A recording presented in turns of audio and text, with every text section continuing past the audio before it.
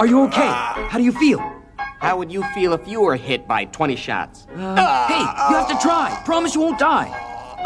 There is one thing. Take care of my cousin Kerry. I'd appreciate it. Okay, because you're a pal, I'll do it. It can't be any worse than getting shot. One more thing. Huh? Never seduce her. Huh? Yo, I swear I won't. Scout's honor. Okay, I can die in peace. So sad.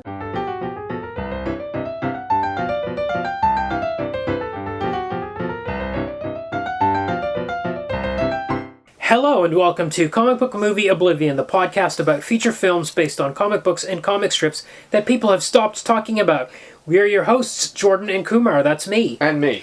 And this week we're talking about Ciity Hunter from 1993, starring Jackie Chan. Jackie Chan. Golden Harvest production. It was indeed. I love it.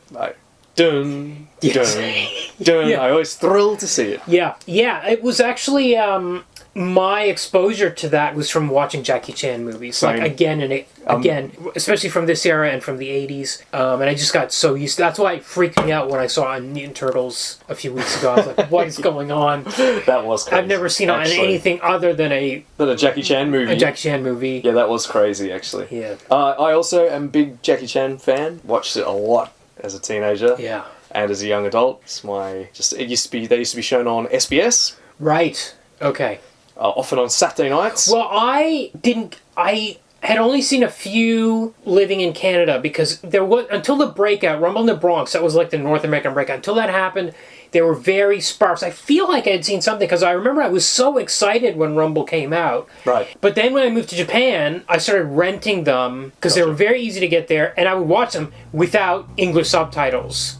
For most of them, including this movie, was one that I saw. Oh, okay. So you'd actually seen it before. I have seen this before. I saw it. I didn't remember anything about it except for the chicken leg scene and the Street Fighter scene, which we'll talk about. Street Fighter scene stuff. is very memorable. Yeah. That was, and I just saw that Golden Harvest logo come up all the time watching those movies. All right, let's pause the podcast on this one. So I'm going to say, actually, the Ciity Hunter comics are hard to get a hold of in English. Really? You're going to have to pirate them or go through a very loop-de-loop. You can get them, there's a site called Manga Hot, or Comics. I can't remember what the company's called exactly, but they work on one of these annoying point systems where you have to buy points and you spend your points to read chapters of manga. And they've got tons of Ciity Hunter on there. They're the official licensed Ciity Hunter. Okay. Otherwise, there are, cheeky scanlations out there. Scanlations. You can't buy the volumes? No. There's a digital point system for this Japanese company. That's the only way you can get them. As far as I know, it's never been released in print in English. That's really interesting. Yeah. And frustrating, because it's quite good. Yeah, and the anime have been released in English many times. Like all the series and all the movies, all that stuff has been released. But as far as reading it, hard job unless you want to download an illegal download, which I did for this episode. So I guess you don't have to pause on that account. What about the movie? No, I wouldn't bother. Okay, yeah. I actually, last time I watched a Jackie Chan movie with Ashwin, he'd made the comment that he can't remember what's happened in any Jackie Chan movie. And I was like, yeah, that's exactly right. I remember the plot. I mean, I've seen many of them 5, 6, 7, 8 times. Rumble in the Bronx I've seen so many times. I remember it's the one with the diamonds. That's about all I could tell you about it. Yeah. So probably don't pause, even if we spoil it. No, how can we spoil this? Yeah. This film is a big mess, Yeah. so I don't think it can be spoiled. Yeah. But let's talk about the manga. Okay, so the manga was by Tsukawa Hojo, ran in Weekly Shonen Jump, again, from 85 to 91, so a similar period to Dragon Ball's run. Yeah. In total, it ran to 35 volumes. Okay. And I would describe it as like it's an exquisitely drawn boner comedy, basically. It's about this guy who's a fixer. They call him a sweeper. Yes. So he's just kind of a problem solver. Well, he's in these volumes that we read, the 9 volumes we read. He's mostly an assassin. Yes, that's right. But he's chivalrous. Yes, but they're trying to have it both ways. He's a chivalrous pervert. Yes, he's a molester, groper, let's say. Yes. Or, like accidental groper. Maybe it's... Well, yeah, well, I mean, okay. We'll come back to it. We'll come back but to yes, I completely agree. Well, I mean, chivalrous pervert, I think that's a trope, even. Yes, yeah. And he definitely fits into It's almost like they're trying to hedge their bets and say, oh, but he's... See how he's protecting these women? Well, he's not really... Each of these... I've got, as is my want, a classic Ciity Hunter adventure Okay, mapped excellent. out. And perhaps I could do it now. I read it out now. Okay. So this is how essentially it will go, at least for these 9 volumes.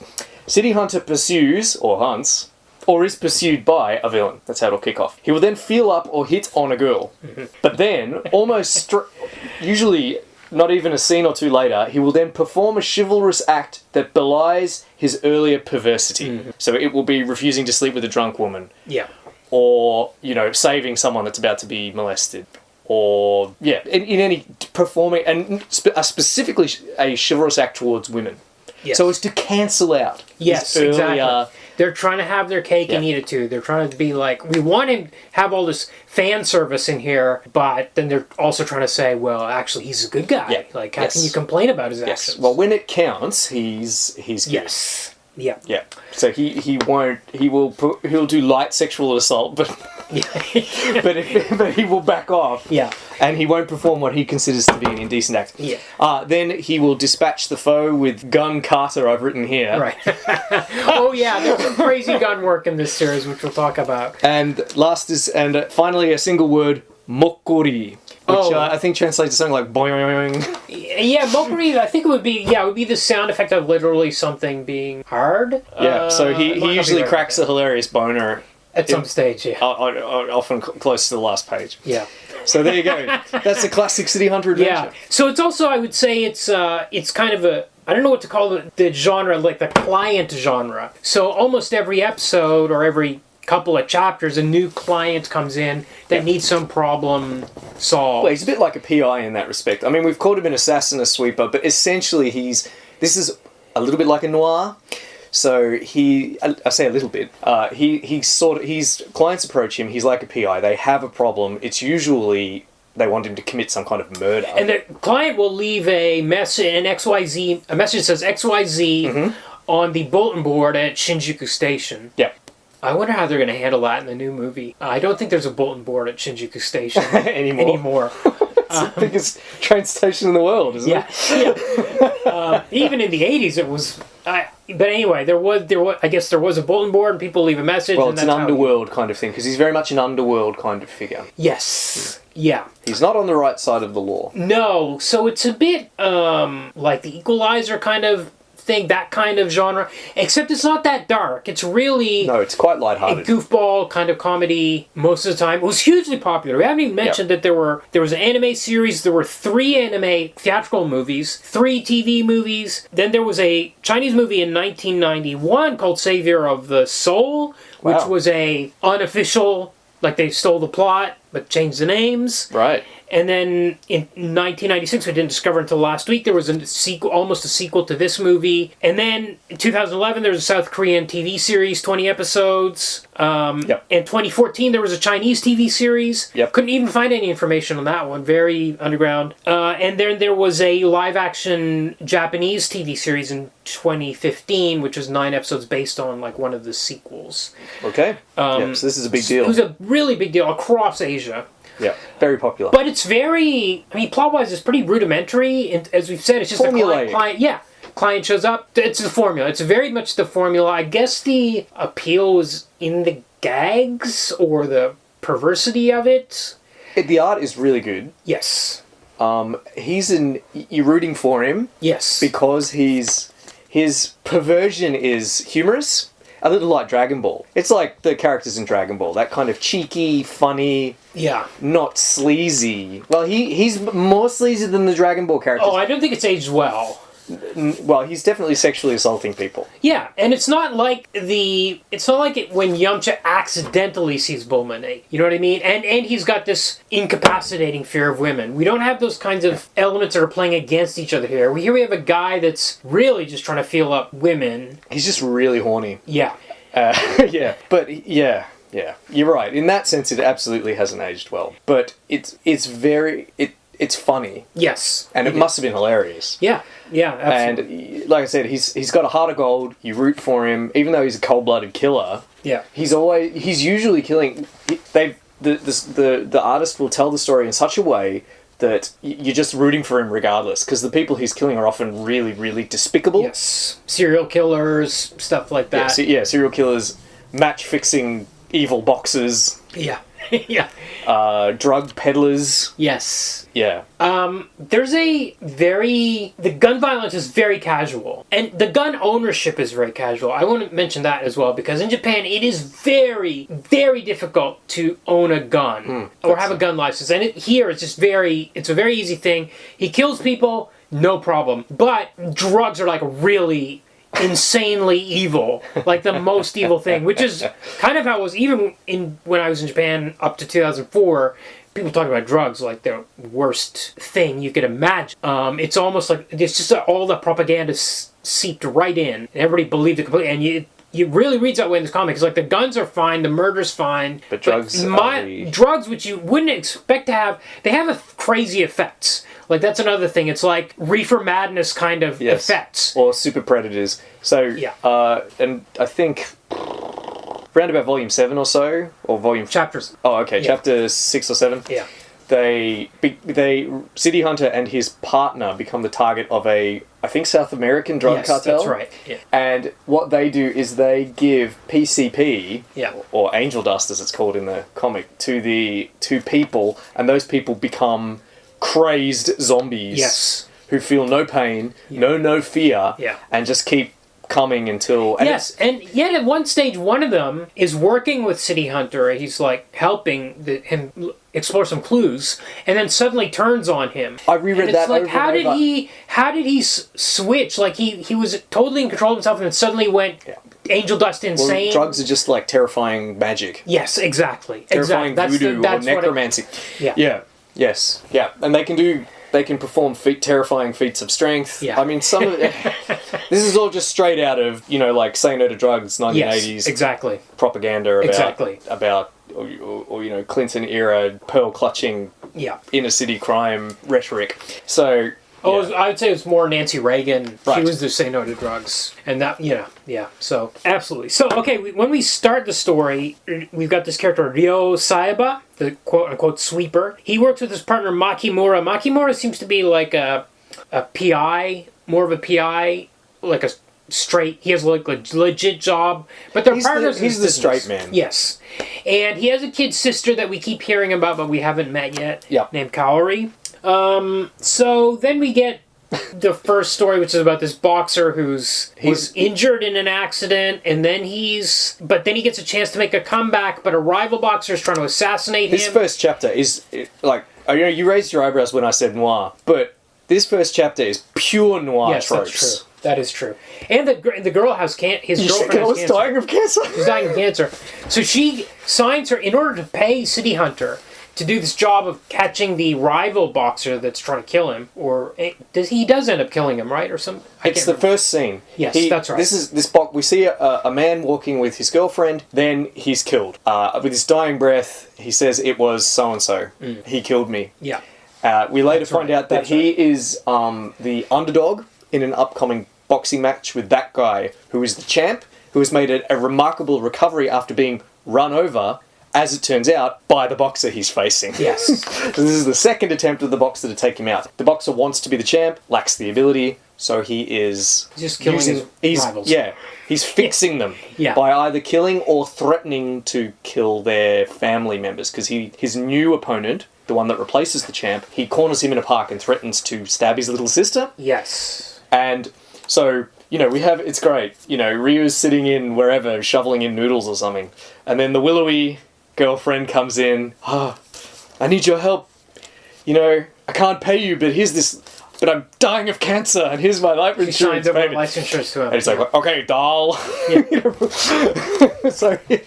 Yeah. And of course, at the end, he's like hitting on her and stuff because he's a pervert. But then in the end, of course, he tears up her life insurance policy. She's gonna and says something along the lines of Think of me as the one you love. I think was the or way it was translated. live for me, I think, or something along those lines. Yeah. I don't want you to die for me. I want you to live for me as the one you love. It's like, mate, she's gonna die of cancer anyway. Yeah. Why'd you rip up the?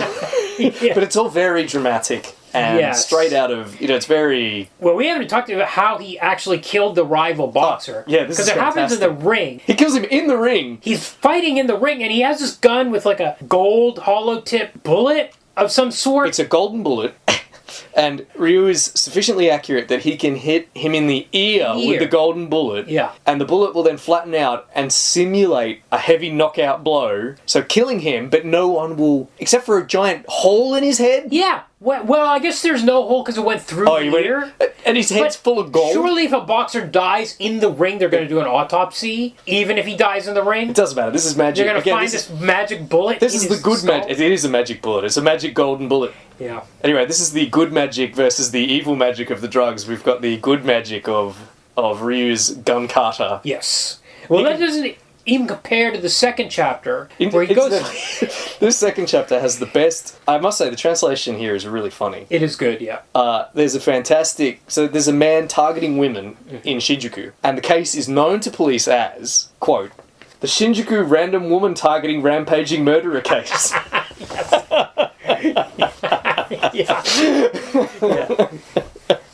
Yeah. He goes to this bar, which is a bar where occasionally if there's trouble, he helps out the barkeep. It's a topless bar. Yeah, but there's some sort of exchange where he helps out the barkeep in exchange for information. Yes. Right. Yep. He frequents that bar, and when trouble occurs... How often can there be trouble in this place? Doesn't matter. It just has to be... Well, it just so happens that day he's there and there's trouble, so it must be like right when he brought the girl too. Yeah. So... And it's not just any kind of trouble. He's not settling a bar brawl. No. This is a literal hostage situation. The guy's got a gun, and the guy's got a gun, or a knife, or... He's holding a hostage. Ryo pulls out like a... huge gun, like a magnum. It's a magnum of some sort, giant. And the guy's standing in front of the window, the hostage, the bad guy. And he says to Ryo, you can't shoot me because your bullet will go right through me, through the glass, and hit a bystander in the street. He's standing in front of a window. We can see people walking around behind him. He says that, as you said, that gun is of such caliber that it's going to go... You know, I'm calling your bluff. I know guns. I don't know how this Japanese guy knows guns so well. As you said, it's very hard to get them there. I know guns. That is too heavy caliber for you to safely shoot me without endangering the people behind me. Do you want to explain what Ryu does? Well, Ryo somehow off-panel shoots the guy anyway, and then a few panels later it's revealed what he did, which is he shot through his own hand, put his own hand in front of the muzzle, shot through his hand, so he hit the guy and it didn't go through the glass or kill anyone. It lost enough of its velocity from passing through his hand. Yeah. And then when he gets back to the office, Makimura's like, wow, you're lucky you didn't shoot any bones. Like, he conveniently shot, like, between the bones. Yeah. In his hand. Well, he's that good. He's that good, exactly. He's that good, yes. Yeah. He's an absolutely expert marksman. It comes up again and again. He can do anything with a gun. Yes. So then it is possible to make a hole in your hand without damaging any tendons or bones. That's how it is. People are. That's how you get. But you'd think that if the gun was that powerful, it would do more damage to the hand than just put a little hole in it. He's just that good. He's that good. Yes, you're right. Yeah, you're right. It would blow his hand down. So then we get the story about the serial killer who's killed 5 girls, and I think one... Who hires him in this one? I can't remember. But this other girl believes that the police are completely incompetent. It's the sister of the girl that's been murdered by the Shinjuku random woman targeting rampaging murderer. That's right. And there's a whole plot where he makes her stay in his apartment, and the killer comes in and shoots Ryo in bed. And then he's sleeping under the mattress? He's under the mattress in like a secret compartment almost. Yes. Oh, incidentally, there's a moment here, one of the aforementioned performs chivalrous act that cancels out earlier perversity. It's revealed there's a woman who lusts after Ryo, who lives in the same... downstairs or something, and she's throwing herself at him. Yeah. But because she's drunk, he won't sleep with her. Yes. He just sends her back home to sleep it off. Yes, but it sounds like he's never slept with her. Because she's always drunk. Oh, right. I guess that adds up. This is where we get our first mokori as well. Oh, yes, yes. It's pretty chaste. You just see you just see an enormous bulge. Yeah, that's right. And if he's stuck it's funny. I mean, he sticks his head through a curtain to talk to her. Yeah. Yes. And then the bulge appears at the bottom of the curtain. Yeah. And then she kicks him in the nuts. Yeah. Yes. I found it was very kind of like... I guess he does get what he deserves. Like, there's always a comeuppance to the groping. none of these 9 chapters did he ever actually sleep with anybody as well. That's true, yeah. So chapter 5, we finally meet Murakami's sister, who we've been hearing about again and again, and she's gone missing. And Murakami's like, you need to find my sister Kaori, please. And he gives a photo to Ryo of her, and she looks like... She looks like a guy. A guy with, like, pigtails. It's like this bizarre... I've written masculine sister. LOL. Yes. Yes. But we also learned it's almost her 18th birthday. Was that right? Or 18? Or she's 19 going on 20. That's Okay. right. And there's this crazy backstory for her, which we learned that she was the daughter of murderer. She's not Murakami's blood sister. She was the daughter of a murderer, and Murakami's father was a cop who killed that murderer. This is given in a few panels of dialogue. Killed that murderer and took in the baby to raise as his own, but never told her, and said that on her 20th birthday, he was going to reveal to her true lineage. Yeah, or yes, he was going to tell her the secret anyway. Explain everything. Yeah. Whatever. Yeah. So Ryo goes out and he just stumbles across a woman, a prostitute propositioning a John. Yep. But then the John attacks the prostitute. Yep. And then it turns out that the John is not a John. The John is Kaori in disguise. Yep. So I guess she's been missing because she's decided she needs a few days off to be a vigilante, beating up prostitutes. But it's more, she's outraged at being, this is this comic again showing its age. I think she's angry at the prostitute because the prostitute has mistaken her for a man. Oh, that's part of it. She's always grumpy because it happens again very shortly in the very next scene. Yeah. When she goes into a women's wear store and the attendant says, "Can I help you, sir?" Well, she's a tomboy, but she's dressed as him. She's disguised as a man in this scene. But I do think there's a few lines, like more than one, where she is outraged at the immorality of this woman working the streets or something like that. Okay. I thought. That's fine. It doesn't really matter. Anyway, then this haberdashery or lingerie store or whatever that she's walked in apparently randomly turns out to be the centre of a people smuggling operation that Ryo is investigating. He says he's going to buy her whatever she wants. She goes to try it on in the change rooms. The floor opens under her. Yeah. She falls down. Yeah. Ryo jumps down after her. I love this. This reminds me of some of the crazy stuff that was in Brenda Starr. Yeah. They're in this dark room. There's a man there with a night vision goggle, like a single goggle, like a night vision eye patch. Yes. Yes. And or a monocle, yeah. night vision monocle. And he's got Kaori at gunpoint. He can see Ryo can't see him. So what Ryo does is shoots his gun in such a fashion that the sparks from the ricochets illuminate the room for a split second, long enough for him to get a bead on the guy and shoot him right in the night vision monocle. Yes. And it's just because he's just that good. He's that good. He's one of these awesome. He's awesome. He's perfect at whatever he does. Well, specifically gunplay, right? Yes, exactly. Yeah.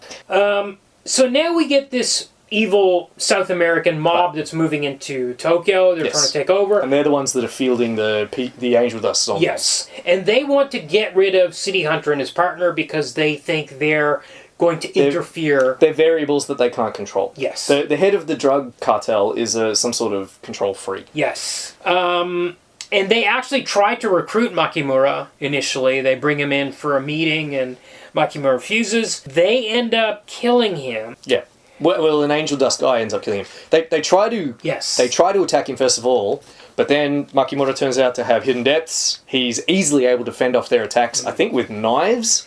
Oh yes, that was the table knives. Yeah. There's actually dinner knives, which he flings in absolute ninja fashion and just kills these two guys behind him, one on each side. It's pretty rad. 2 dinner knives. It was...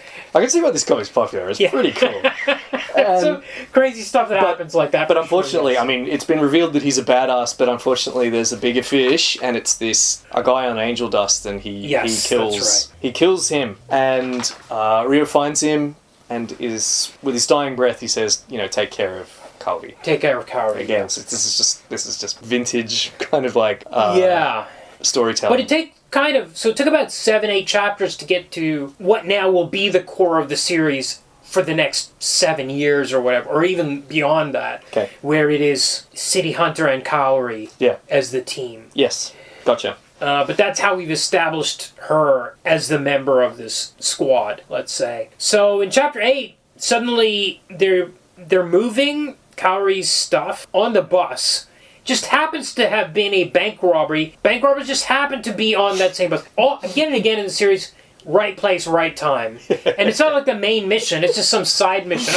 It's always just happening wherever he's around. Bank robbers, robberies are happening all the time in Tokyo, and so much so they'd just be riding the bus that's how they're making their getaway. They've got guns. Again, yeah, they've got guns. We'll kill the shit out of anyone who resists, they say. Yes. Ryo, of course, dispatches with them easily enough. Then we get to chapter 9. Now the South Americans are running a secret casino, and there's a whole thing here where Ryo shows up and he makes a crazy bet and wins, and it's like, how did that happen? He fixed the table the night before. How did he do that? How did he know? How did he fix it so that after dozens of throws by other people, it would go to the one he wanted when he came in? It's never explained. No. He's just that good. Yeah.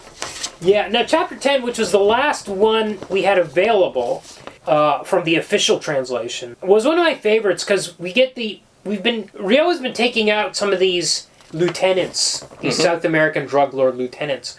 Now we get to this guy who's called the General, and he whips like his robicide or something, or his cape, and he's got this gun arm.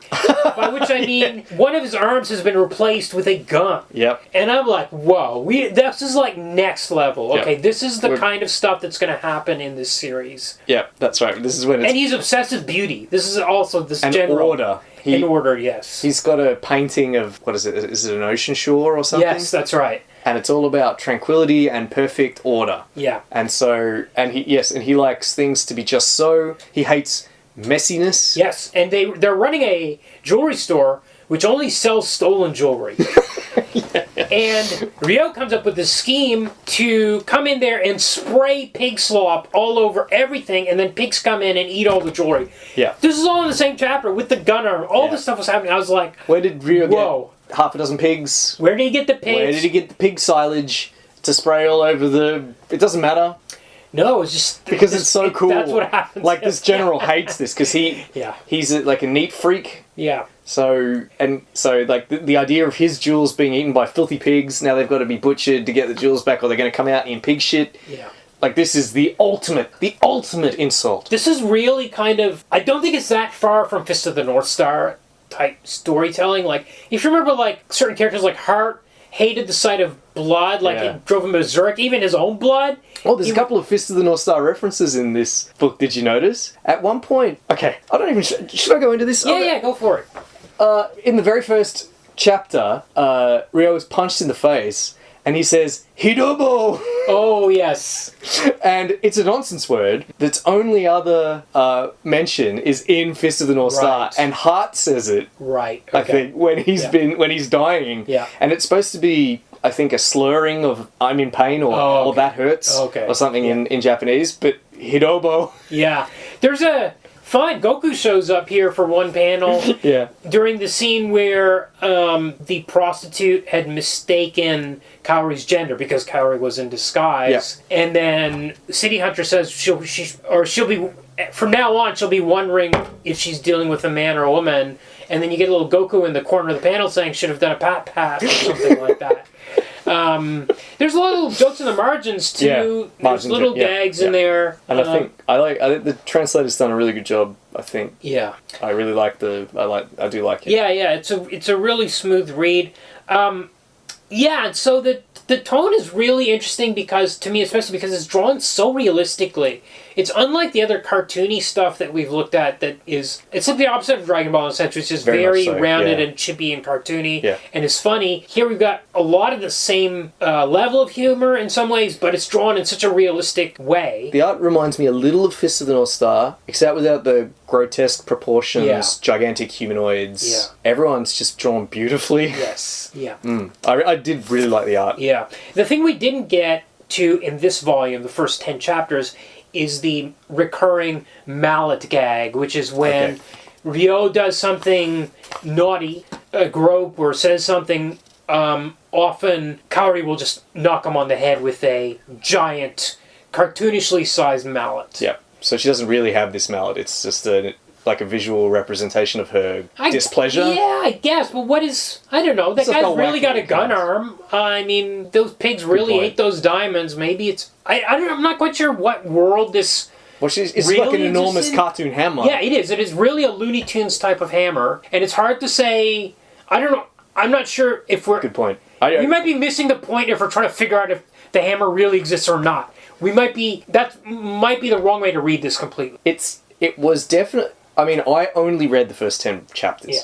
So I know nothing about Ciity Hunter except these 10 chapters that I read. So I have no idea how crazy it's going to get. And in fact, I didn't know about that mallet. Yeah. That mallet comes up in the film, and I just thought that was something from the film. Right. But as you pointed out, in this 10th chapter, it's definitely kicked up a notch. Yeah. We certainly had some strange stuff, shooting through hands, magic golden bullets. Yeah, the bus hijacking stuff. He kills a guy with a crossbow. Yes. Oh my god, that's right. He shoots a guy in the hand with a crossbow. Yeah, and you see the arrow go in. It's really grotesque. It goes into the webbing between his fingers, and it's not even implied. It's played straight that Ciity Hunter did that deliberately. Yeah. He's that good. Yeah. He can shoot a mini crossbow bolt into the webbing between your fingers into your hand. Yeah. Yeah. But as you said, by chapter 10, it's up another level. Yeah. Gun arms. There's been nothing like that. Yeah.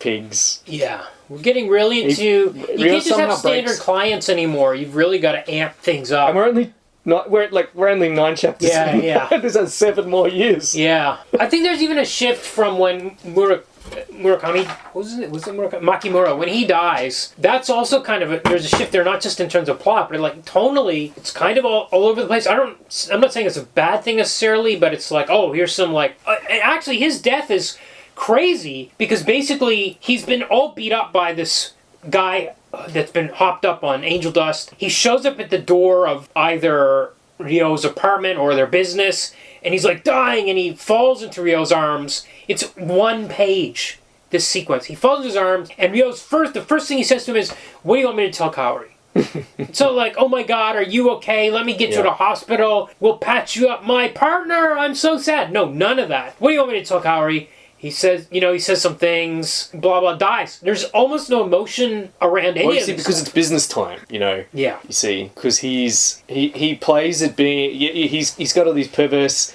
kind of kinky habits, but when it's time to do business, he becomes steely and determined, shooting through his hand, no emotion. Yeah. Yeah. Oh, he's a cool dude. Yeah. Oh, yeah. Yeah, I think so. But there's there's no high drama like there was in Fist of the North Star, with the seeds and the old man and stuff like that. There's no crying. There's no manly tears. No. You're right, it's very different from Fist of the North Star in that respect. Yeah. Fist of the North Star is very, very melodramatic. Yes. This is not melodramatic. Yeah, that's right. The death of Makimura is just happens, different. It just happens. You're It's right. not, there's no drama around it. There's no sadness around it. Kaori doesn't seem to cry about her brother being dead. As I recall, she's just on to the next thing. Yes. It's not what this comic is about. No. It's not what the focus, or I guess not what we're supposed to be looking at. Okay, so let's get to this movie. Yes. It's actually got a 1992 copyright on the final credits. I noticed that as well. I don't know when it came out. It's usually listed as coming out in 1993. Yes, that's right. Yeah. The 1992 copyright, I don't know. Presumably filming was in 1992. Yeah, I would assume so too. Director's Wong Jing. I don't know. I have a lot to say about Wong Jing. Okay. But we can get to that later. Alright, we can get to that later. So, this is a similar era to Jackie's Twin Dragons. Yes. Which is also a kooky movie. Mm-hmm. A very Looney Tunes kind of movie on screen. I think that's one of the weaker Jackie Chan ones, but there's some spectacular fight sequences, this movie plays a very similar to Twin Dragons in a lot of ways. And I think it was before, there was the 80s peak for Jackie. Yep. All the great ones like Project A and Police Story, all the ones he's directing himself. Mm-hmm. all those giants, and then there's kind of a dip, and then it came up again, I think, with Rumble in the Bronx and Mr. Nice Guy. And generally, I Who think Am of I, and- Jackie Chan kind of having 3 phases in his career to date. So you have his kind of early Hong Kong phase, which you've just described. And then this film and Twin Dragons sort of represents kind of like the downward arc of that phase. Yeah. Then the Hollywood kind of arc kicks off with Rumble in the Bronx, things like Rush Hour. Yeah. As you say, Who Am I? So it feels like, so he's still making films in Asia, but he's now a Hollywood star, well known to Western audiences, not just kids that like watching the Saturday night cult movie on SBS. Then that starts to wind down as he starts getting old, starts producing kind of like trash, like The Tuxedo and other things like that. And now he's kind of in the third phase where I think he's making a lot of films for mainland China now. Yeah. And I don't think they're very good. Yeah. I think he's sold out, frankly. Yeah. So I think a lot of people would agree. I think it's more than sold out, according to some people. Yeah. Like, he's really deep in the pockets of the government or whatever. Absolutely. Yeah. He's made a few statements, so pro kind of like mainland government statements.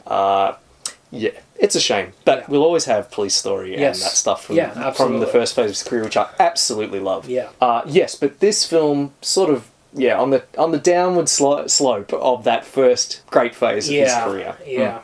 So we start out with some drawings from Hojo. Fantastic. We always love to see it. Yeah, I was surprised by that. And we get this weird Ciity Hunter theme song. Sung by Jackie himself. Yes, he was singing them during this period. He often does that. He sung the Police Story theme as well. Yes, that's right.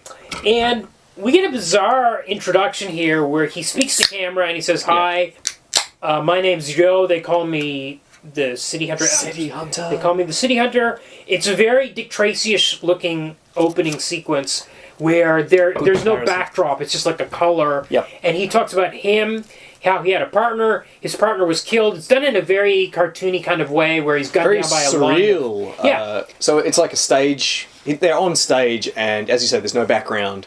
We've got dry ice. It's dreamlike. Yeah. And I was watching this and I was thinking, oh my god, is this going to be good? Yeah.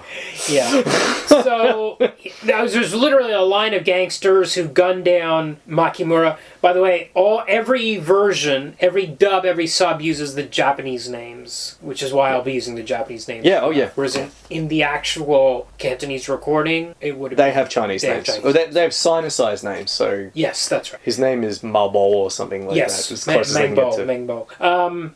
Now, when Makimura dies, he says, "Take care of my cousin Kaori." Cousin. They've changed it to cousin, which adds an unnecessary complication later in the movie. We'll talk about that. Yeah. Take care of my... Why couldn't it be a sister? Bizarre. Good question. Take care of my cousin Kaori. She's a little girl. He says, "Promise me don't seduce her." Yeah. I'm like, this is weird. This movie's weird. We're at a minute 2. Yep. And he looks at the little girl, Jackie, in this dreamscape, this theater stage. And he's like, "Yes, I promise I won't seduce her." Then we cut to the present, or he tells us she grew up, and he tells us in a voiceover, "Oh, I didn't, so I kept my promise, but I didn't realize she had feelings for me, and this is how I learned about that." Yeah. And now we're going to hear the story about how he learned that she had feelings for him. Is that what happens? Okay. Yeah. You got a different subtitle track to me. Yes. My subtitle track was terrible. Yes.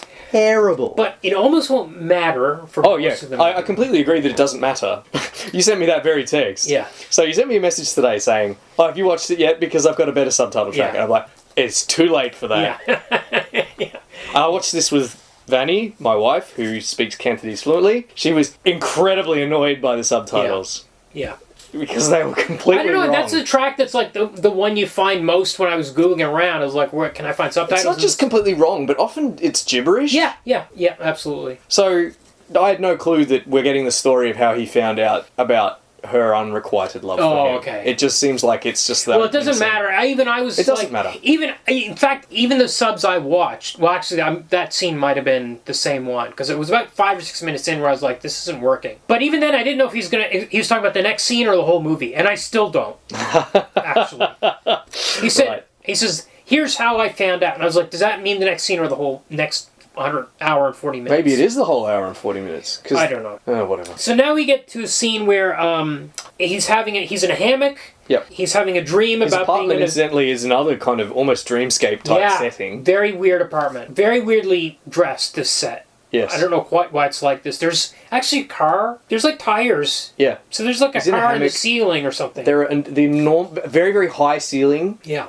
Huge glass windows. And just sort of pastel colours in the background. Yes. So again, it feels like a stage mock-up. Yeah. Again. Yeah. And I'm watching it. At this point, I was thinking, what's going on? I was saying to Vannie, what's going on? She said, oh, it's cartoon-like. They're going for a cartoon feel. Yes. Because this is... And so you should be happy with this, Jordan, because this is an adaptation of a cartoon. I'm like, well, it's not really. No. This movie is a cartoon. It's not a comic. Yes. Oh, yeah. You took the words right out of my mouth. Yeah. This movie is trying to be a Looney Tunes cartoon. Yes. And we start getting it in the scene. So he has a dream that he's in a swimming pool with all these, like, synchronized swimmers, kind of. And they're all these beautiful women. He's surrounded by them. And he starts talking about his dog, his family dog. But in the real world, Kyrie walks in and hears him talking and thinks he's talking about her in his dream, but she's secretly in love with him. She's very upset with all these things he's saying.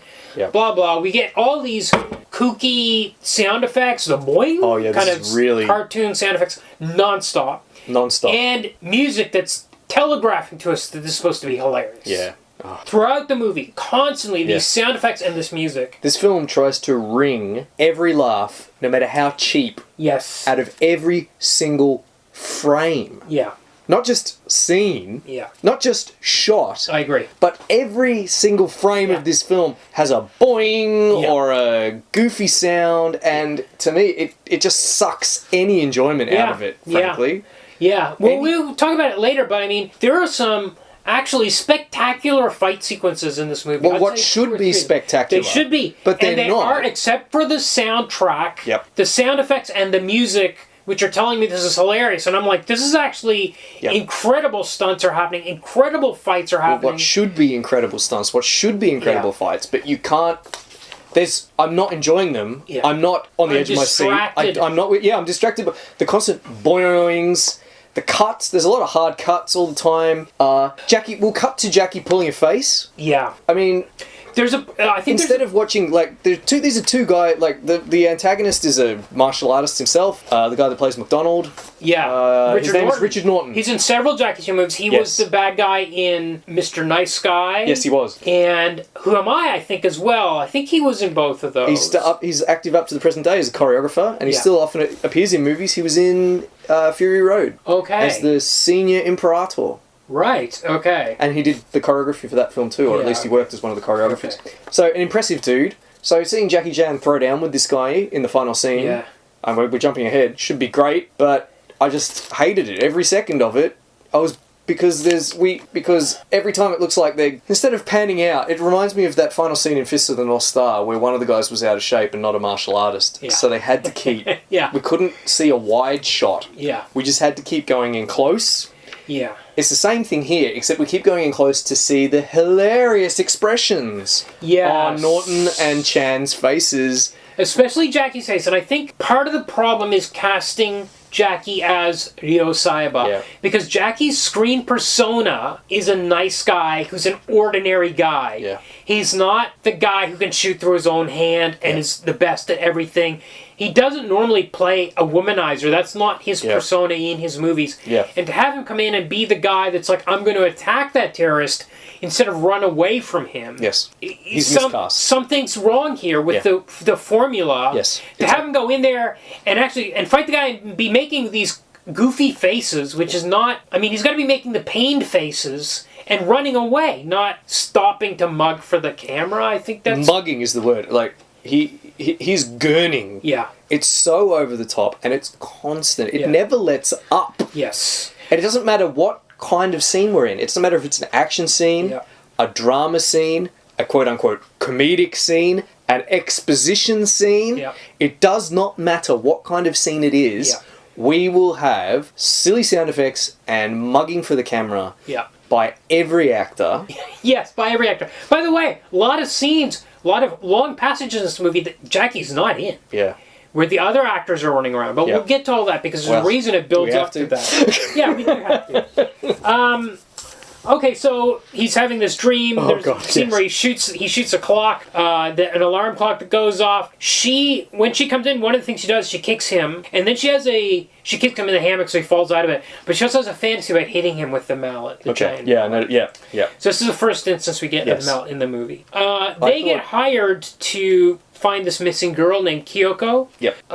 Actually, this is the only Japanese actress in the movie. I didn't write down her name, but apparently she retired and married some French race car driver. Oh, lucky her. Yeah. So Jackie, she can't wake him up. Yeah. So he's actually lying on top of the car. It's actually a scary stunt, in a sense. Yeah. It's not... It's not a radical stunt, but it's like, Jackie's on top of this car. And pretending to be asleep. With his eyes closed. Yeah. And she's like pushing and shoving pretty his typical face. Jackie Chan stunt, frankly. Absolutely. So this banker, Imamura, hires... So is he a banker in your edit? Because in mine he was a newspaper owner. Oh, you're right. It was a newspaper. Oh, okay. I'm mistaken. Oh, well. Sorry. Doesn't matter. I don't even know why I brought it up. Anyway, please go on. I think it's just because he was so rich, I thought he was a bank. Back in the days when newspapers were worth money. Yeah. Yes. Go on. So they get hired to find this girl that's gone missing. The newspaper magnate he's divorced or widowed. He's made a new girlfriend. Kyoko is opposed to this, so she's run away from home. Yep. This is what we're told. Yes. There's no twists on this, but it's just what we're told. Yeah. Anyway, somehow, while they're driving away, Jackie gets a phone call that she's been spotted. I don't know who... He's in the car with Kaori. Yeah. I don't know who's calling him His to contacts. tell... Well, what contact? He just left the office. He just left this guy's office. Somebody suddenly gets a phone call on his cell phone saying, hey, she's been spotted in this park. He goes out there to this park. It's dozens of kids playing field hockey on skateboards. Weird. Very weird scene. Yep. It's really an excuse to get Jackie on a skateboard. Again, some pretty great stunts here. Some cuts. You know what's a little upsetting is that it's mostly not Jackie on the skateboard. Yeah, there's definitely... You can see the scenes where he's on, and you can see the ones where he's not. And he's mostly not, Frank. Especially once they get on the roads. Oh, yeah. We get a lot... And this, I must admit, this is more like later films in his career. Yeah. So we're getting some shoulders... up shots of him. He's obviously being towed in a couple of shots. And he's not on a skateboard, but maybe he's on a bike or I don't know, something. And that is a little bit disappointing at this stage this is a stage of Jackie's career where he's falling out of trees and fracturing his skull. Yeah. I don't want some other guy on a skateboard. You're right. Yes. You're right. He was on a skateboard in Meals on Wheels. That is such a great movie. Yeah. He does a few tricks, like he does some handstands on it and stuff like that. That's why. Exactly. That's why he does get on it a bit. Yeah. But, I mean, spoilers, he does his knee. Yeah, right. Or rather, he did his knee on the skateboard. Right. Maybe that's why he's in such little footage. So, now he's chasing Kyoko. She gets away from him, and she goes into this clothing store, and she switches outfits with the guy, and finds in his pocket a ticket for a cruise ship. Yep. So she's like, okay, I'm going to escape on... How bad does she want to get away from her dad for marrying this woman? Who is this woman? We never meet her. No. It's crazy that she's going to get on a cruise ship to Japan. Well, she can always just... She does what she's rich, Yes. There's no consequences for her at the moment. Yes. Okay. And then the real weird thing is that Kaori also goes on the same cruise. Yeah, and the terrorists. So, in fact, this is and the special agents. Actually, you know what? This is kind of like the comic. It is like the comic. Everything just coincidentally just happens to be the same. Yeah. Jackie goes home. Ciity Hunter goes back to his apartment. There's a surprise birthday for him, but it's actually these women who he's like locked up their boyfriends or exposed them as cheaters or I don't know what. But these are angry, beautiful, angry women. My subtitles say that he put their boyfriends in jail. Okay, there you go. So it's a trick. It's not a real party. Yeah. They first of all, they say before he can have any cake, they have to let him tie him up. And of course he's super into that because he's a sicko. Yes. And then, but then he's tied up and then they start trying to bash him and we have some typical kind of Jackie Chan shenanigans where he's hopping around tied up. Oh, it's good. The hopping around is good. Yeah, it is good. Kaori shows up, though, and she's angry that he's hanging out with other women. This is a constant thing. A constant boring thing in this movie. She's like, oh, you're with other women, but I'm not going to tell you my feelings for Everyone's you. overacting. We've got silly sound effects all the time. Very silly pie-in-the-face moment here where the cake bounces off of something and hits Kaori in the face. I'm like, come on. This is not... A literal pie-in-the-face gag. A literal pie-in-the-face. So she decides she's going to run away with her other cousin. Now, this was the problem for me. Why not just make Makimura the brother, so we don't have to have confusion about two different cousins. But it's some other cousin. She decides she's going to go on this cruise. He's unnamed. He's just called Cousin. He's called Rocky, I think. In the credits. In the film, he's only called Cousin. Yeah. Okay. Yeah. So she goes on this cruise ship. Jackie sneaks his way onto the cruise ship. And now, I don't know if Jackie is after her or after Kyoko. Not sure. The rich daughter. I'm not sure either. I don't know what led him... I think the Wikipedia page said he was looking for Kyoko. Okay. But I'm like, how did he know she was on the boat? Where did that information come from? That's a good point. How did you know how either of them were on the boat? Anyway, he sneaks on the boat, and we have to get some Keystone Cop stuff with the ship's crew who are trying to find this guy, the stowaway on board. There's a little bit of that. Some of it's good again. Some of the stunts it's good. You turn the sound down, I guess. Sort of suck. Yeah, if you turn the sound off, yeah. Meanwhile, terrorists show up on the boat. Richard Norton, as we said. And Gary Daniels. Gary Daniels as he's already there as Kim. He's the head henchman. Yep. He's the dragon. The second in command. His body, he's so fit and massive. I could not believe the size of his chest in this thing. He comes out, he's wearing hardly anything. He's even bigger than he was in Fist of the North Star. He's bigger, yeah. So for those who haven't been paying attention, Gary Daniels played Kenshiro in the Fist of the North Star film that we reviewed last year. And he's got even more impressive in the interim. We have a scene where he's in his quarters or his cabin, where he's just wearing shorts, and he's doing calisthenics, I suppose. Yeah, he does the splits. He does the splits and comes out of the splits by bringing his feet together. It's so impressive. I could not believe it. I couldn't believe his fitness level. It was shocking. You don't see it. You don't see anything like it. No. It's incredible. Yeah. Not an ounce of fat. Yeah. It was really something. So they show up. The cousin, Rocky, has a bit of an altercation with these guys that have come onto the boat. Yeah. His pants keep falling down for some reason. Because it's funny. Because pants falling down equals funny. Yeah, but I understand why... why it's happening. Why it's in the movie. Yeah, why it's in the movie. What's wrong with his belt? What's happening? I don't know. Incidentally, Vannie says that the dialogue here was extremely homophobic. Yes. So I downloaded 3 versions of subtitles in the end, but at least 2 of them said something to the effect of, are you guys... Because Richard Norton comes on with 2 henchmen, not Gary Daniels, but 2 other ones. And for whatever reason, when Rocky bumps into them, he says, are you gay? I hope you get AIDS. Yeah, that's straight... That's it. That's exactly what they say. And I think in the English dub... They get rid of that, I'm pretty sure. They say something like, are you guys in the same room together? It's way subtler. Yeah. Yeah, Van says the language in this film is extremely salty. Yeah. Not even salty, that's a euphemism. Van said it was coarse. Right. Coarse and unpleasant. Right. So that's also not what you expect from a Jackie Chan movie. Not at all. And in fact, it was a source of... So this film was written and directed by Wong Jing. Right, yes. And it was very much a source of contention between Jackie Chan and... The whole time I was like, what if Jackie had directed it the whole time? Yeah, what if? Yeah, no, they absolutely clashed. Right. Jackie's, as felt that this was bad for his image. He had a squeaky clean image. Yeah. At this point in his career, he ended up firing Wong Jing. Why would he accept the role, knowing what this character is in the first place as well? That Ciity Hunter was a pervert that was going to be leching on women. It's bizarre. So he sneaks on. So. Meanwhile, we also got 2 special agents on board who are trying to get the terrorists. Yep. In Japanese, their names are Saeko and Kasumi. Yep. Saeko is like the awesome agent. Kasumi is like an hanger-on. She's an airhead. There's a couple of jokes about her being top-heavy. Apparently, her breasts are so big that she falls over on her face. Is that what's happening? Once. Yeah. She keeps falling over. Yeah. I just thought the director... there's always a close-up of her chest, and it's like, whoa, she's toppling forward. Of course that's what it is. But it's not, it's not, of course, because she's got a normal... She's got a normal size. She's got maybe, I don't know how to talk about this in a... way that doesn't sound perfect. Yeah, let's say, for example, she's like a C cup. It wasn't obvious to me that the gag was she was so top-heavy she was falling over. To me, it just seemed the director really likes pratfalls. And, to be fair, the director, everyone is pratfalling in this movie. That's true. All the time. Yeah, they don't have big breasts. Yeah, Wong Jing thinks pratfalls are the height of comedy. Yeah. We see, not just pratfalls, but dropping people. Yes. 20 people must get... Someone's carrying someone...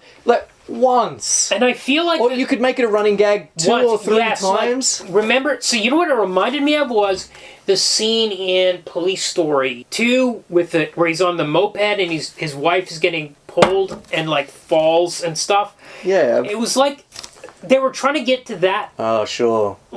I feel like that's how you're supposed to do it. Yeah. Yeah. And somehow it was not...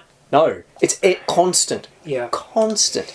It's not funny if it's happening every scene. And then we'll get a shot of them just lying on the ground in an awkward pose, face down. Yeah. Yes. In a way, in an unnatural pose. That's right, yes. Very much like the Roadrunner, or sorry, the Coyote. Like Wile E. Coyote's been run over by been squished by a rock. Yeah. And it's all the time. It's funny because that seems like jokes for 4 or 5-year-olds, whereas the rest of the movie is like, well, this is for... Well, it's just very... This is not for kids. It's just so... It's so broad. Yes. Yeah. So we've got a lot of factions in play at this point, because we've got the agents. We've got the top heavy agent and her... Sorry, the agent and her top heavy companion. Jackie, Ciity Hunter. Yeah. Kyoko's running around. Kaori's with her cousin. Yep. We've got the Gary Daniels. And they're on a cruise ship. Now, this is a few years before Speed 2. But there's very much a Die Hard kind of thing going on here. Well, Under Siege, I saw it compared to a lot online. Yes, right. Yeah. Yes. Oh, that's right. That was on the boat. Yes, that's right. That's right. He was on a boat. Yeah, there's a strange shift that happens here because Jackie gets on board, but now he's so hungry, he's obsessed with finding food. Now, my feeling is this is more of a Jackie Chan thing than to be a lech. Yeah. Right? Yeah. So in fact, his hunger overpowers his horniness. That's right. In fact, literally, because we have a sequence where Busty assistant tries to seduce him, and he can't be seduced because he just sees her attractive female body parts. He sees her leg as like a chicken leg, and her arm is like a chicken wing. So all of these I actually remembered this scene because the hamburgers are actually like flashing. Yeah, and it's not a great effect. No, but I actually laughed again 20 years later at this little bit. Oh yeah. I did laugh at times during this. Yeah, so again, this doesn't feel very Ciity Hunter. I mean, Ciity Hunter's often shoveling in food. Yeah. But I feel like it's just sort of a nod to his sensual nature. Yeah, but it continues the whole movie. Also, he's lost his hearing in this scene, and I can't remember why. Well, yeah. He climbs up to hide from the staff that are hunting him in that Benny Hill kind of sequence. Yes. Keystone Cops. And then they blow the horn. Oh, right. And he's right where the horn sounds. Right. And it yeah. So that leads to some miscommunications here where some hilarious shenanigans where Kaori's trying to tell him something. He's like, I can't hear you. He gets pushed into the water. Somehow that restores his hearing. He hears something he's not supposed to hear from two girls that are talking, blah, blah, blah. We get a long musical performance here. It's like a cruise ship dance number. This is so crazy. Bad. So bad. For some reason, Psycho is in it. Maybe that's her undercover. And Kasumi, they're both in it. Maybe that's part of their cover. I think this is just a fourth wall breaking. Okay, so Wong Jing's style, the director, so-called style, as we said, very lowest common denominator. Yeah.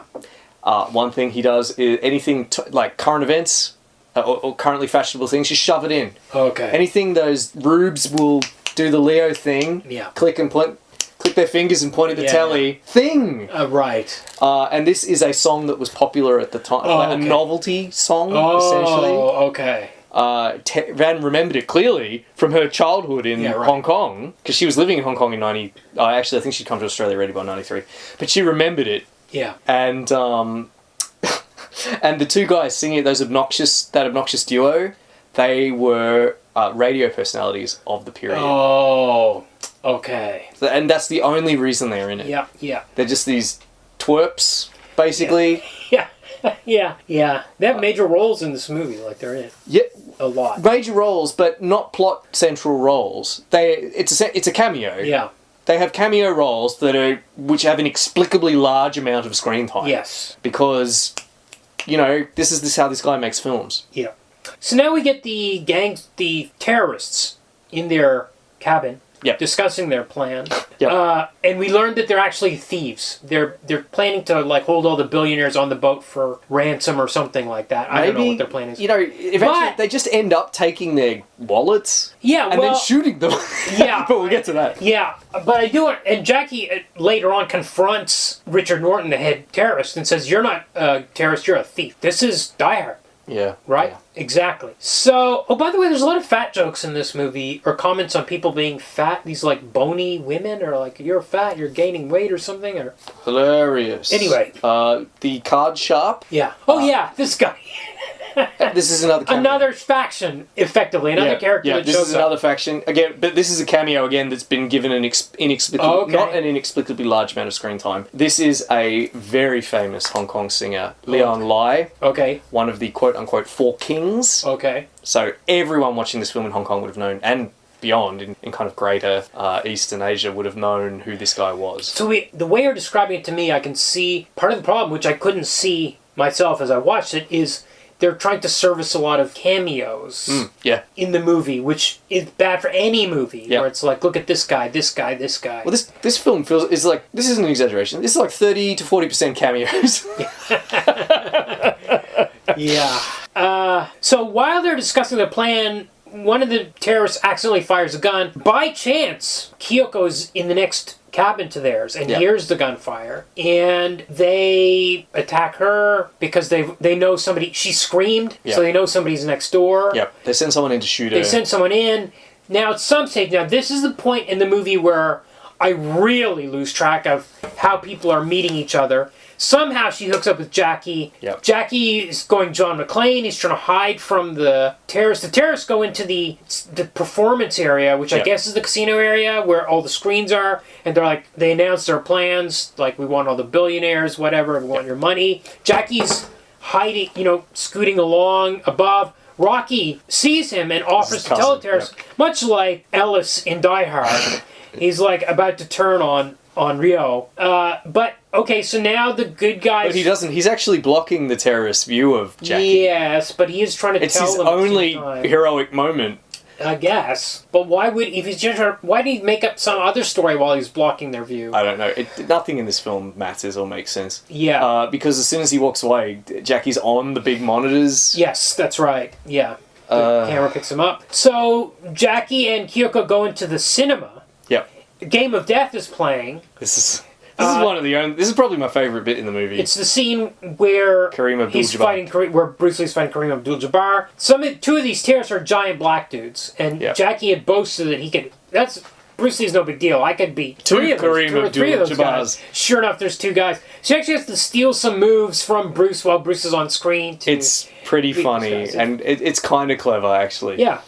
He has to watch Bruce Lee for a bit to see how Bruce Lee is taking down Abdul-Jabbar. There's actually also a good moment in the sequence where two of the other terrorists, one of them gets shot somehow, and as he's dying, he keeps shooting another guy, like another one of the terrorists was... Incidentally, this film has a very high body count. Oh, yeah. So, we have a meeting of 5 terrorists that you mentioned earlier when they're discussing their plan in their cabin. Dozens of terrorists get shot. Yes. Where did all these guys come from? Yes, where did they come from? But you can tell who they are because they're all wearing the same red... Oh, they wear a red jumpsuit. The red jumpsuit. They look like they came out of the V TV series, like V, the aliens. They do look a little bit like that. They've got these from Squid Game, which you haven't seen. Yes. Without the masks. But, scores. Dozens might be underselling it. Scores of guys die. Red jumpsuited guys die in this. Yeah.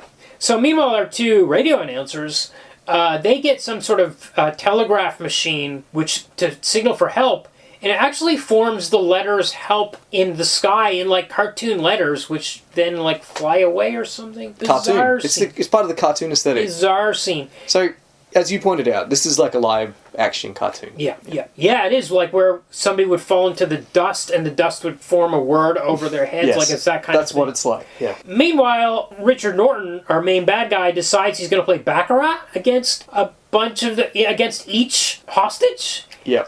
And if they lose, he kills them. He's supposed to rob them. The best way to rob billionaires, apparently, is to ask them to turn out their purses on a cruise ship where everything's paid for. Yeah. So, I mean, their jewelry, sure. But not only that, somehow this scheme is known about to the police because they've sent Sayako and Kasumi on the boat. They're like, oh, we've heard about this plot, so we need to send agents on board. So they're... Okay. That part wasn't clear to me, probably because of the Manga translation. Probably because there's so many factions as well. That doesn't help as well. So he's just playing like a sadistic game for no reason, because he's supposed to be... I think it's supposed to be a James Bond kind of moment. Right, sure. His pistol, incidentally, is the Robocop pistol. Oh, right. Okay. Presumably not the same prop, but a replica. Yeah. Yeah, of course a replica. Yeah. But it's Robocop's gun. Yeah. From Robocop, which is a nice touch. Makes him a bit more sinister. He's got a big gun. So then Leon Lai, the card sharp, agrees to play him to save the lives because he keeps beating people in Baccarat and killing them. Leon Lai, he wins 29 games in a row. Yes. And he's able to throw the cards, like he has magical card throwing ability where he kills people, literally kills people. Well, he's so good at cards that the cards are deadly weapons in his hands. In fact, in one scene, he kicks a card while it's flying through midair already, and it goes into a guy and kills him. It goes into his head. So stupid. But with goofy sound effects. Yes. So it's not as cool as it sounds. Yeah. Meanwhile, Gary Daniels has taken a lusting after Kaori and takes her back to his room. This scene is so bad. So she kind of fights him. Then Ciity Hunter shows up, and he has a great fight with Gary Daniels. To me, it wasn't great because of the aforementioned problems. The problem is the music, but you're watching the fight, and the fight is pretty close. Well, the best fight of this type is the fight from Wheels on Meals with Benny the Jet Urquidez. There's no comparison. Look, I hear what you're saying, but for me, it doesn't go on long. They keep breaking it up. This is also a problem, yes. It's not, the tempo's not right. But there are moments like the fight... They will spar for less than 5 seconds, and then the action will stop for a gag. Yes, you're right. That's the problem. And I couldn't enjoy it. Yeah. I know, and I was geared up to see Jackie and Gary Daniels, who's an absolute unit. Yeah. do some great choreographed kind of like fighting, and they would stop every 5 seconds to do a pratfall. Yes. And it's not like in other Jackie Chan films where they'd be interacting with furniture or the environment or doing something cool. Not in this one. No, instead they would be stopping to grab one another's nuts. There's an awesome stunt where Jackie flips backwards onto the bed, bounces off the bed, and flips forward in such a way that he's able to kick Gary with both his feet at the same time. I don't know how many takes it took, but it was amazing. More of that and less hanky-panky or however you want to describe it. Yeah. Meanwhile, every other faction has somehow come together, and they're trying to take out this one terrorist in a hallway and rock. Oh, so they send the girl up, and or they send Kasumi up. She volunteers. She's like, I'll seduce this guy. There's a lot of violence against women as well in this movie. Oh, a lot. There's one particular first time that Gary punches Kaori. I wouldn't want to get hit by Gary Daniels, and this looked really... I don't know how they handled it, but it looked harsh. It's not funny. And it's the same thing happens with this guard. So the gag, in inverted commas, is that the guard is gay. Yes. And he's not interested in women. Which we don't understand right away. So the first thing he does, she tries to do he beats her up. And we're like, whoa, what just happened? It's not... And then Rocky comes up. Beats her up. He really beats her up. Rocky comes up and he's like, aha, Rocky, and he throws Rocky into a room, rips off his shirt so you can see both of Rocky's nipples. And the seat of his pants too, so you can see his butt cheeks. So I knew I'd seen this actor before. He is the bad guy in Drunken Master 2. Yeah. Because he does those standing up splits where he can rotate on one foot while he's doing his foot together. I saw that too. It's Yuen Biao. And he does it to close the door. Yeah.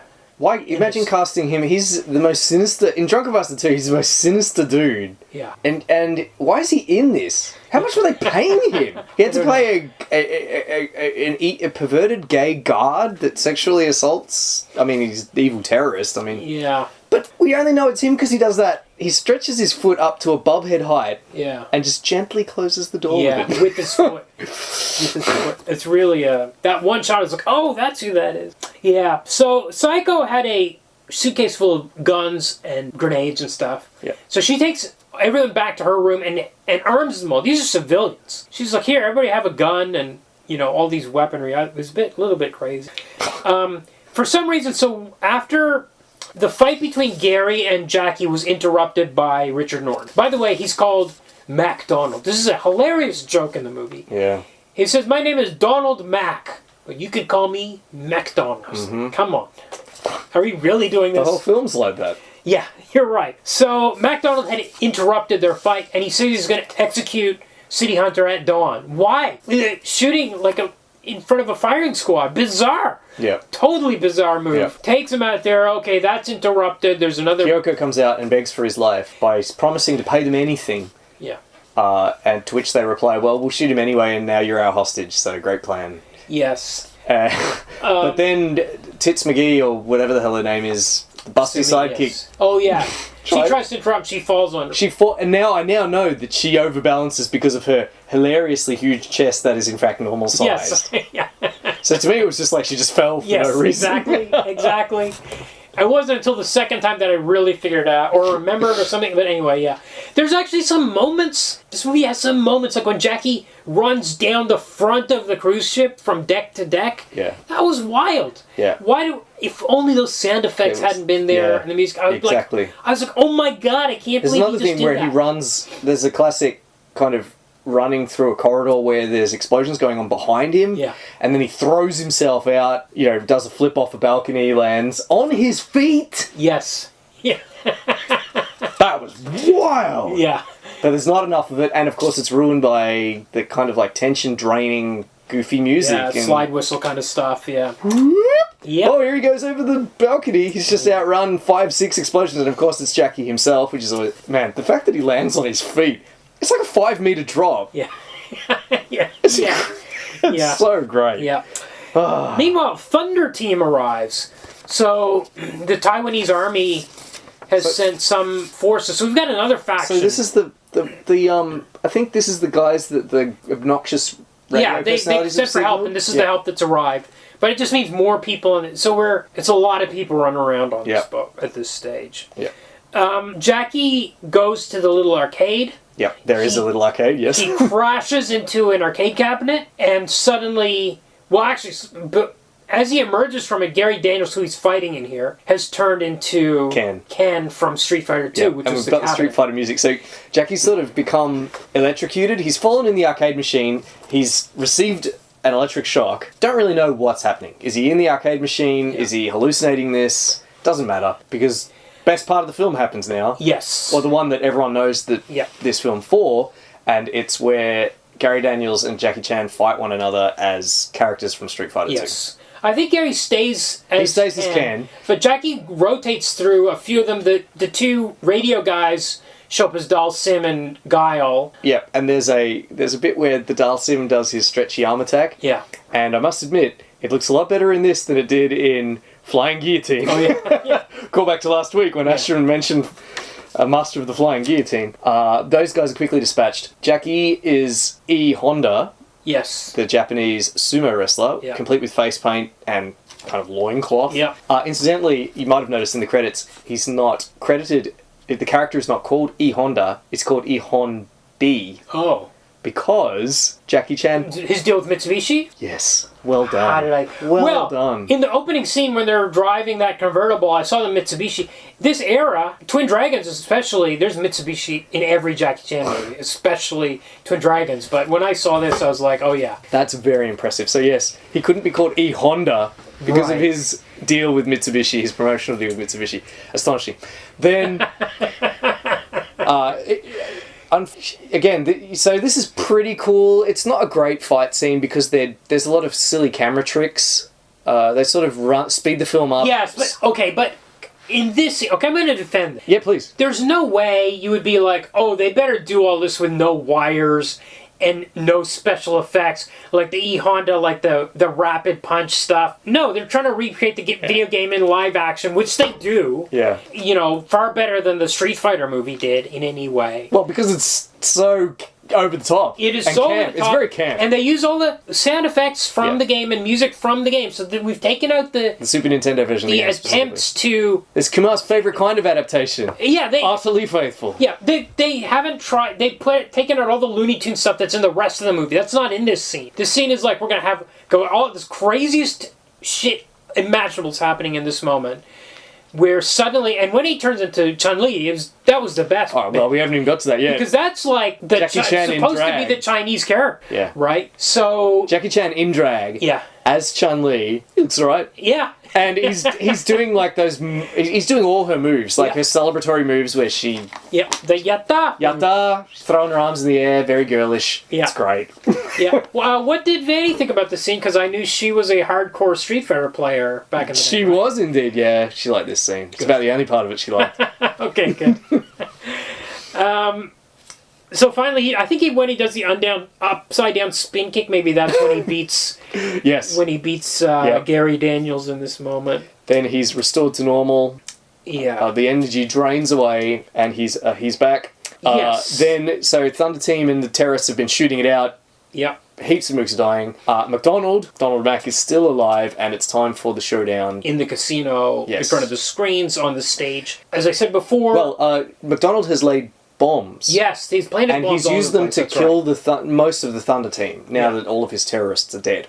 So it's really just come down to Jackie and Mac. And again, as we mentioned earlier on, this should be a big climactic battle. Unfortunately, any excitement or tension is sucked Turn out. down the sound. It's actually pretty amazing. But we keep getting those we keep getting those zoom cuts. Yes. In something like Wheels on Meals or Drunken Master or Project A or Armor of God, we would have a wide shot and we would see them doing some great, well choreographed. I know, I hate to be down a bit. To me, like the way it was broken up Yeah. for gags. No, you're right. I mean, I'm not saying it's of the level of those other movies. Right. But there's good stuff. There's good material here. Let me put it that way. I suppose my problem is, instead of seeing this as a Ciity Hunter adaptation, I keep seeing it as a Jackie Chan film. It is both. And it's not measuring up in either respect. No, you're right. Yes, that's the problem. So they have a huge fight. The casino is... because Richard of the way Norton's it's written- wailing on him with metal poles. Yeah. Which he then turns into chains. Yeah, I know. I was having trouble following How that works. How that works. I thought he just picked them up. I think I just picked up random shit. But then he clicks a button and they they separate into chained weapons, Oh, sort of I like didn't even like long notice that. nunchucks or something like that. Okay. Jackie's blocking him with his arms, and then his arms hurt, so he's like, "Oh, my arms hurt." Yes. And then he picks up. He's given police truncheons. Those. You know what? This is interesting because the arms hurting thing is something he's done all the time. Like Project A, I'm thinking of in Wheels on Meals, I fight with Benny Urquidez. They both have to stop and rub their... Somehow he's doing it. Is it like too much? It's too much. Why is it not working? It's too much. It's drawn out too long. Like, he does it for too long. Yeah. It doesn't feel natural. You know what? It feels like a caricature. When he started doing that in the 80s, he was doing it very deliberately to be the opposite of Bruce Lee. Yeah. He's trying to not be a Superman. He's like, okay, when I punch the guy, my hand's gonna hurt. Yeah. When I get punched, I'm gonna run away from this guy.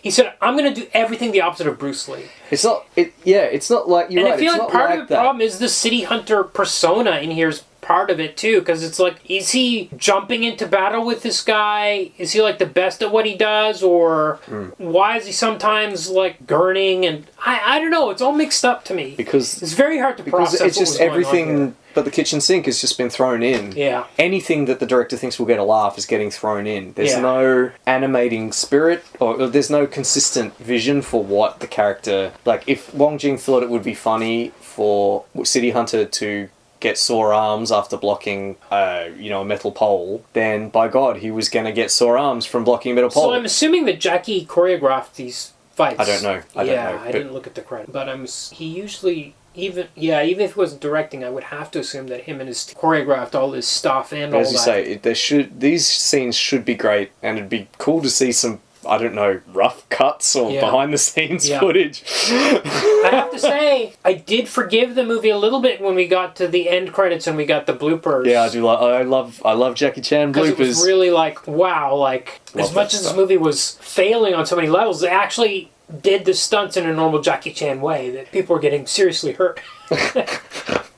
Yeah, well, that's all I asked for from a Jackie Chan movie. Yeah. And in fact, it's a bit of a letdown in that respect too, because Jackie only had 2 injuries from this movie, and they were both pretty tame. Okay.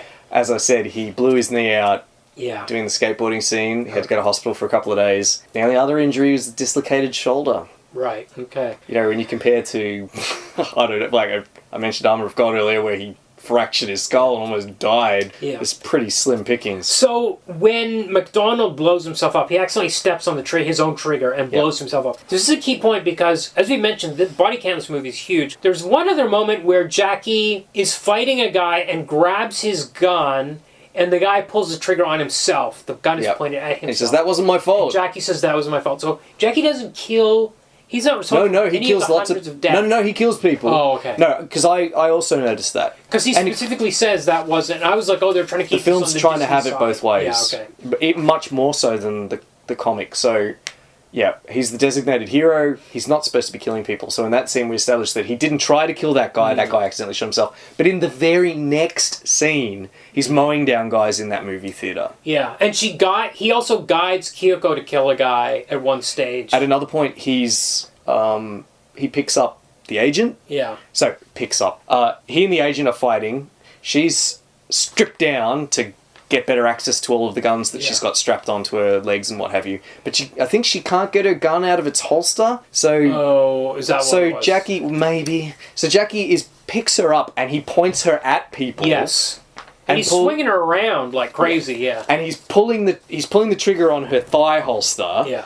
The gun is in her thigh holster and shooting guys with that. So it's just, funny. He's pointing a woman at people and they're getting shot. So, no, he definitely kills a lot of people. Yes, that's right. That is right.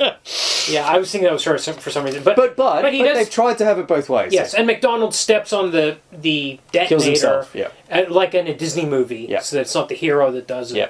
He blows himself up. Then we get a final scene where the newspaper magnate says that he wants Jackie to marry his daughter because she's changed after this trip and she's actually she's kind of admires Jackie after all this. He's like, no, but unfortunately Carly mishears this conversation. She's overheard it, Yeah. but only the first part of the conversation, so she's taken off. Jackie chases her down, and then there's he brings her a rose. There's an amusement park character like in a costume walking around with the actual big hammer. Yeah. She takes that and knocks him. Well, because he interrupts his heartfelt speech with a rose when a woman in a convertible pulls up and asks him if he wants to go to a ride. Oh, was it? I thought it was just a random. Okay, I thought it was a random woman. This scene's shot in Tokyo, I think. Right. Okay. The rest of the film's shot in Hong Kong. Okay. And he immediately turns around and starts hitting on the girl in the convertible. That's why the newspaper guy said my daughter ran away to Hong Kong because they were in Japan. Right. Okay. So she whacks him with the big hammer. Okay. Roll credit. No, he gets knocked out into a dream of the swimming pool again. He actually falls into the pool. Yeah. And he's surrounded by the beautiful women. And then he gives a thumbs up to the camera. He says, V for victory. In Cantonese, he says, "Don't wake me up." Yes. Is that what the English subtitle said? In my version said just some nonsense like "I was born lucky." Vannie was just constantly complaining all the way through this movie. It's that is not what he just said. He said this. Yeah, but then it dissolves into a drawing by Hojo. It looks like. I don't think it was done by a studio hand or anything like that. So and then it dissolves and we get the blooper outtakes. Yep. Over the credits. Classic Jackie Chan blooper / outtakes. Really good. And that's kind of the end of it. All right, so let's get our trivia. You got it. All right, so this film did well in Asia. Made $14.5 million US for the time. So in Hong Kong, it made 30.9 million Hong Kong dollars. Okay. Which is about 4 million US. Doesn't sound like much, but it was the 4th highest grossing film in Hong Kong that year, 1993. Okay. In Taiwan, it was the 9th highest grossing film of the year, made almost $2 million US there, and in South Korea, it made $3.72 million US. So these are all respectable figures for those markets. Okay. Japan, which was really the target audience for this film. In this point, the early 90s, Jackie Chan was hugely popular in Japan. And Ciity Hunter, obviously, it's popular all throughout Northeast Asia, but especially in Japan. So this film made 561 million yen, which is about $5 million US at the time. Sounds like a lot, but actually it's pretty low for a Jackie Chan film from the period, and in fact was the worst of any of his films that had been released in Japan up to that point. Huh. His films were reliably pulling in like 1 billion, 2 billion yen. What about the one where he's a race car driver? That's a US film, Cannonball Run. No. There was one in the 90s. Oh. Not Cannon. No. Anyway, I looked up the statistics, actually. I found a website, and there are plenty of films after this that make less. Okay. But at this point, Yeah. it was his worst performing Right. film in the Japanese market. Yeah. Which is not a great sign because it was made for kind of like a Japanese. As I mentioned before, the behind-the-scenes story is that Jackie and the director absolutely did not see eye to eye. Understandable. You can see it on screen. Wow. Okay. In one of Jackie Chan's autobiographies, specifically "I Am Jackie Chan: My Life in Action." I've read that one. He said about the film, well, then you'll know. I don't remember. He said, no, I know. He said, "This was an attempt to reach out to my Japanese market. Yeah. As I took on the role of an extremely popular Japanese comic book and cartoon character." So that's why he took the role. Right. He wasn't thinking about the sexual questionableness of the character. He was thinking about the business aspect of... There you go. Yeah, okay. Ryu Saeba, the City Hunter. This movie is okay, but not one of my favourites. The humour is very broad, which is typical of the film's director, Wong Jing. He agrees that the best gags are when he becomes Street Fighter characters, and also when he fights the Kareem Abdul-Jabbars Right. in the movie theatre. Yeah, but as far as Wong Jing's films are concerned, all of his films are like this. He made some popular movies. He directed or produced a lot of Stephen Chow movies. But yes, his films are, as Jackie said, his films, very lowest common denominator. Here I can just quote from the Wikipedia article about him. There's some editorial content here. Slapstick and toilet humour, cartoonish violence, sentimental titillation, and parodic references to well-known Hong Kong and Hollywood films, loud, crass, and philistine. Who's that? Wong Jing. Yeah, but whose opinion was that? That was whoever wrote the Wikipedia article. So there's some editorializing. So, I'm wondering what his reputation was. It's really fascinating to me that it seems like he was a known crap director, or was he liked? How did he end up on this major project with Jackie Chan? His crap was selling at the time. Yeah, okay. That's it. I just can't believe that Jackie wouldn't have had enough pull to say this is not the guy for this project, or maybe they thought he was the guy. Well, he, as I said, he ended up sacking him. Okay. At some point in production. Right. Apparently, I couldn't find a decent source for this, but it definitely ended acrimoniously. And apparently, as revenge, Wong's next film was called High Risk, had a parody character of Jackie Chan in it, starring where he is a womanizing, boozing coward. Wow. Who claims to do all his own dangerous stunts, but in reality is doubled by his bodyguard, played by Jet Li. Ah. Now, apparently Jackie Chan was so upset by this that he refused to speak to anyone that worked on it until they personally apologized to him. Wow. What a story. Yes. Well, that's about it for trivia, really. Okay. Yeah. I don't have much else to say, except that Vannie has very low opinion of Wong Jing. She didn't have anything good to say about him. She just said that he just made kind of like these crappy, crass movies. So kind of like the Adam Sandler of that's opposite, I think. Chinese cinema. Yeah. Yes. Okay. All right, shall we do our votes? Yeah. Okay, this comic. So for me, it's a yay.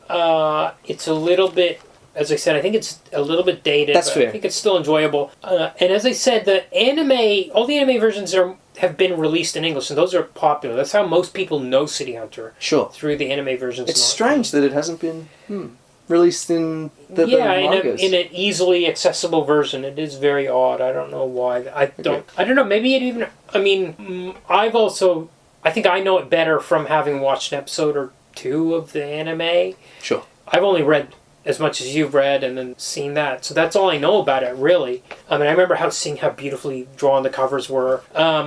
But maybe the anime is even better because of the cartoonishness of it. I'm not sure, but anyway. Well, for me, it's also a yay. Yeah. And in fact, for me, I think pretty enthusiastic yay. Yeah, okay. I actually really dug this comic. Cool. As you say, it has dated, but I love the art. Yeah. It's funny. I find it clever. The translation's great. Yeah. It is a bit formulaic. Yeah. but I can see past it, and Yeah. I'm actually looking forward to reading some more. I think we're going to kind of... I have a hunch that as they introduce guys with, like, gun arms, Well, this the is pretty- formula's going to fall Right. disappear. Well, that's fair enough, because, yeah, we should stress this is like season 1 of TNG, right? This is early days. Yeah. Who knows where it could go from here? Yes. All right, what about the film? Okay, so bad, but... But, I mean, I do forgive aspects of it. It's not completely awful like last week's Dragon Ball. This has some redeeming aspects, like those fights, even though they aren't as good as the peak fights. That's true. There's nothing like that in Dragon Ball, that's for sure. No. So... Well, yeah, at risk of disagreeing with you... Well, no, obviously it's an A. Yeah. But for me, this is terrible. Terrible. This is bad, unfunny, cameo-riddled mess of the film. And for me, worse is that it fails not just as a film, but it fails even harder as a Jackie Chan film. Yeah, it doesn't feel like a Jackie Chan. The tone is all wrong. The relentless chase for the lowest common denominator laughs Yeah. sucks the life and tension and fun out of it. The kind of kinetic energy that his choreographed action scenes have in a lot of his other films, where he's bouncing off the walls, spinning in a circle and fighting multiple guys, that kind of it's missing. That kind of energy is missing because of this constant stop. They stop it. They pause the action to have a goofy scene. As I said, the stunt... I mean, there are some stunts that are okay, but most of the stunts are lacking, I think. A key case in point, the skateboarding one, where Jackie Chan's not even on the skateboard for most of it, and you can really tell. Okay, I'm gonna defend it again. Please. A little bit. There's a good video on YouTube about the action of Jackie Chan movies. Yes. I'll put it in the Facebook group. Yep. But he has a really interesting Every frame a portrait, or whatever it's called. So it might be that one. Yeah. But he has a specific example, again from Wheels on Meals, where somebody punches somebody else. There's two guys standing, one in front of the other. Maybe Jackie hits the guy in front. His head knocks the guy in back. That guy's head hits the wall. Great little... amazing moment in this movie. Split-second moment. Yeah, split second too. They repeated that gag in Shanghai Noon. Punch, cut, knock, cut. Like they split this one punch. It's frenetic. This film doesn't have anything like that. Instead of having the dynamic of seeing it all in one shot, it's like 3 shots of this guy's head hitting the wall or whatever. So this is not... what the point I'm trying to get to is, we're not at Shanghai Noon level of like... chop this thing into 100 billion pieces. There are some sequences in here. My recommendation is go on YouTube and just go watch the fights. Just fast forward to the end. Watch this fight. Watch the Gary Daniels fight. Maybe turn the sound down. Watch the Street Fighter fight. Watch the Kareem Abdul-Jabbar fight. And skip the rest of the movie. That would be my advice too, especially the Street Fighter one, which is the scene that everyone talks about. Yeah. And I mean, this film does have its defenders online. Yeah, right. Okay. Some people really like it. They like the action. I don't know what they're on. But yeah, I mean, this film definitely has its defenders. Okay. Although they do not include Jackie Chan himself. Right. Adaptation. Nay. I think Jackie's miscast. They tried to joke about it in the opening intro, where he says, "Oh, I'm very tall and handsome, not like my partner," and the partner is taller than him and like handsomer. And much more than handsome. him. Yeah. So they kind of tried to dismiss it that way. There's something. Once you get all these factions running around on a cruise ship and having hijinks and mistaking each other for this and that, like Benny Hill Carry On, yeah, it's like more people Benny Hill, around. or it's almost a Jeeves and Wooster, almost in a sense, or something about that in it. But but nowhere near as clear. No, I understand what you're trying to say. Yeah. Escalating hijinks or escalating hijinks where one triggers off another, but there's none of the cleverness. No. They're just blunt objects bouncing off one another, and there's no artifice. Yes, but I don't think they have the character right. They don't have the story elements are missing. Like, I mean, they don't have to follow the story of the comic exactly, but the change from like brother to cousin is just weird. Stuff like that. I don't know. Maybe they felt it was too incestuous. Just to have the whole thing focus on this romance between him and her is weird. Maybe it ggets like that in the comic later on, but I don't think so. I think part of the sitcom quality of it is to maintain that. Oh, it's like moonlighting. Yeah. So the idea, it's always will they, won't they? Yeah. Well, they don't quite. The film doesn't ever really commit to it, does it? I mean, in the end, he does turn Well, away from every her. time she sees him with other women, she's like, oh, she's so upset about she's it. too all in, isn't she? Yeah. There's not enough, she's not hesitant enough, you're right. Yeah, I completely agree. My brief experience with City Hunter thus far, I don't associate it with pratfalls, daydreams, surrealism, wacky sound effects. Yes. I think what they've done is they've taken the hammer, the image of that giant hammer, and they've made a movie of that. Yes. A live-action cartoon is not the same as a live-action manga. Yeah, agreed. Yeah. So, yeah. As you said, go watch another Jackie Chan film. Yeah. Go watch Wheels on Meals, we've talked about constantly, Yeah. and where Benny the Jet extinguishes a candle with his foot Yes. without knocking the candle over. Yeah, probably did 50 takes. I don't know, but it's fucking amazing. Yeah, it really is. You know, go watch Police Story where Jackie Chan slides down a rail that's covered in Christmas lights. Yeah, absolutely. Real Christmas lights. Yeah. And every single one of them pops on the way down. Yeah. Don't watch this. Yeah. Alright. Okay, so please like, subscribe, rate, review on whatever your platform is. Please join us on Facebook. Please join our Patreon for mere pennies a day. Helps us to keep the lights on and keep the hosting fees and buying the books and the DVDs and stuff like that. So we don't have to keep pirating stuff like we did this week. Arr! I think that's it, right? Yeah. Yes. Okay, next week, so we're going to do the next City Hunter movie, which is a French one from 2018 called Nicky Larson. Nicky Larson et le parfum de Cupid. Yes, and The perfume of Cupid. Yeah, so I found these online somewhere. I think the subtitles are good this time. I had a quick scrub through them, but I always do that. Hopefully they're good this time. So as he said, we're going to do the 3 City Hunters. There's a new one coming on Netflix the week after that. But at the time we didn't realize that there is kind of a 4th, so we'll deal with that. Well, we'll cross that bridge when we get to it. Ciity Hunter. I'm a City Hunter. Everybody wants to be a City Hunter.